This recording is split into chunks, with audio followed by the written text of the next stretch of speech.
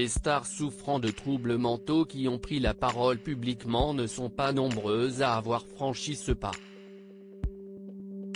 Catherine Zeta-Jones est l'une d'entre elles. En 2011, l'actrice américaine est diagnostiquée comme bipolaire.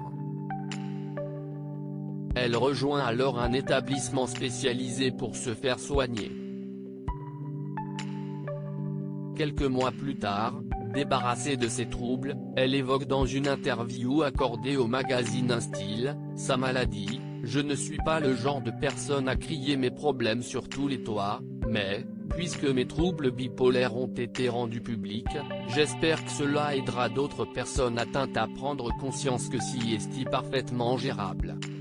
J'espère que je pourrai aider à briser le tabou à ce sujet et à faire en sorte que ceux qui ne le contrôlent pas se fassent aider. »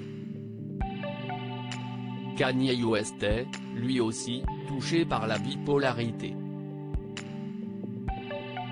En 2017, le rappeur américain, mari de Kim Kardashian, révèle souffrir de cette maladie. Sur la pochette de son album Ye, on peut lire la phrase I hate being bipolar. It's awesome que l'on peut traduire par je déteste être bipolaire. C'est génial.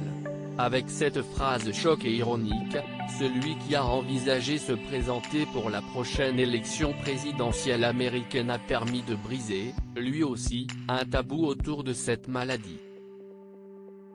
De son côté, Daniel Radcliffe souffre de TOC, trouble obsessionnel compulsif, depuis son plus jeune âge. Je devais répéter chaque phrase que je disais dans un souffle, c'était extrêmement pénible et fortement handicapant, expliquait l'interprète emblématique de Harry Potter qui est parvenu à se débarrasser de ses TOC grâce à l'aide d'une thérapeute, à l'âge de 21 ans. Quant à Mariah Carey, ce sont des épisodes dépressifs qui ont perturbé sa carrière.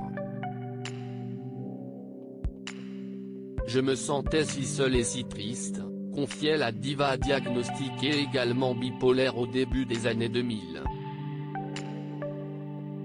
Alessandra Sublet a souffert d'une dépression post-partum. À l'intérieur, je vivais un tsunami en France, les troubles psychiques touchent une personne sur 4.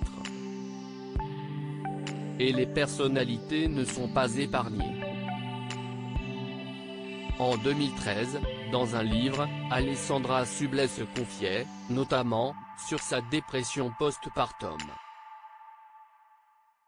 Dehors, ça allait, mais, à l'intérieur, je vivais un tsunami. Le tsunami ordinaire des femmes qui deviennent mères, une chose dont on ne parle jamais. J'ai eu envie d'écrire là-dessus, pour moi, mais aussi pour toutes celles qui n'ont pas forcément les mots à mettre sur ce qui leur arrive, expliquait l'animatrice dans un entretien accordé au magazine Elle.